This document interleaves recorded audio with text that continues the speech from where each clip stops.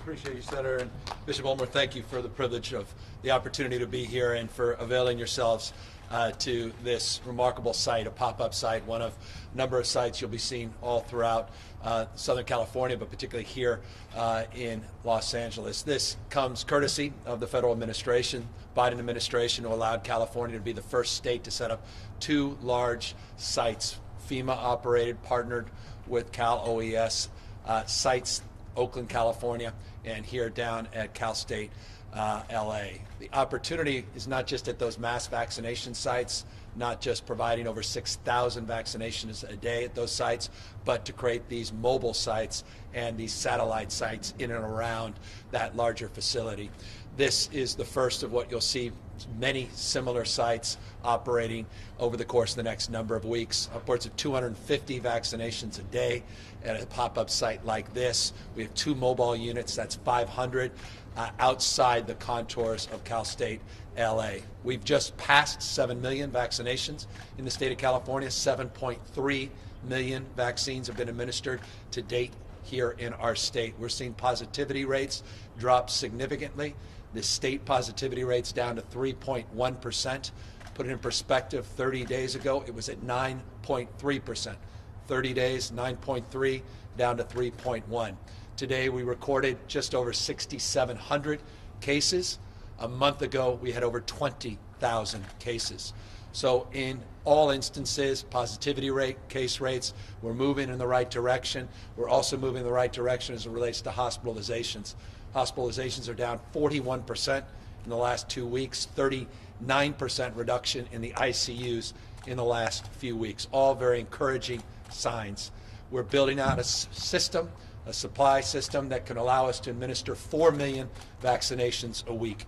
We're currently averaging 200,000 vaccinations. In fact, as of yesterday, 201,000 vaccinations every single day. We did 1.4 million last week, but I want to put that in perspective.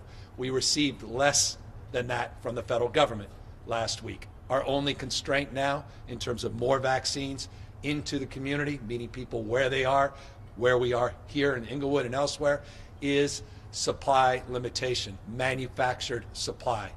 Obviously, the impacts of this extreme weather have had an impact here in the state of California as it relates to our supply. 702,000 doses were impacted specifically, primarily Moderna doses. Pfizer's a little bit delayed. Moderna's, we're going to be behind a little bit more, but that 702,000 is a point of consideration as it relates to our acceleration of the administration of vaccines over the course of the next week. But nonetheless, we're building out a system, we're building capacity. Only constraint, only limitation is supply. I want to thank the Biden administration not only for the partnership as it relates to these 2 FEMA sites that both went operational on Tuesday and the other additional satellite sites on Thursday. We were up, just as an example, yesterday in Hayward, California, vaccinating our teachers as a priority, utilizing these pop-up and mobile sites. Incidentally, we also committed to 300,000+ doses over the course of the next month for our educators as well, starting with a minimum of 75,000 doses set aside and growing. 10% of all the additional available doses, first doses that is, that come into the state will be set aside for our educators. So we are prioritizing. Our educators have been doing that. 35 counties had previously already been prioritizing the administration of vaccinations to their teachers, including Long Beach, a perfect example, 34 other counties in addition to the work that was being done in that city. But nonetheless, we recognize our responsibility to do more, not only cross tiers, getting our teachers, but focusing on farm workers. We're down at Coachella Valley on an equity coalition and collaborative, focusing on farm workers and pop-up sites in partnership with ranchers and with farm managers. We also are doing the same in Central Valley and in Madera a couple days ago, in Fresno, doing similar sites through a company called OptumServe, 20 satellite sites will OptumServe. Again, all focus frame on equity, speed, efficiency, focus on delivering, not a platitude, but on the promise that we're promoting to do more and better in terms of reaching out to the diverse communities in this state. We put out a dashboard a few weeks ago that aggregated, about a week ago that aggregated our capacity in terms of what we have delivered to our diverse communities, and it showed we're falling short, and we got to own that. The reason I'm here is we own that. We recognize our responsibility to do more. We're not doing enough. We need to do significantly more programs like this. The African American community deserves nothing less. We've been disproportionately impacted by this pandemic, both from a health perspective and an economic perspective. We have to not only save lives, vaccinations save lives, but we got to get people back to work, and we got to get people back into church. We got to get people back into school, and we can safely do that by truly delivering on this promise. So this is a down payment in that perspective, but we have a lot more work to do. So I'm here to communicate that message, sober in our responsibility to do more and do better. And I just want to conclude as I began, and that's to thank the Biden administration, because the FEMA partnership that is here was all about equity. It was all about creating parameter framework to deliver on that equity frame. And I'm really just proud, again, this is the first state to do it at the scale we've done it. You're starting to see it now in other states. You're going to be seeing a lot more of these type of operations all throughout not only our state, but across this country. And those, by the way, vaccines don't come out of our state allocation. This is additive, and that's why this is so important.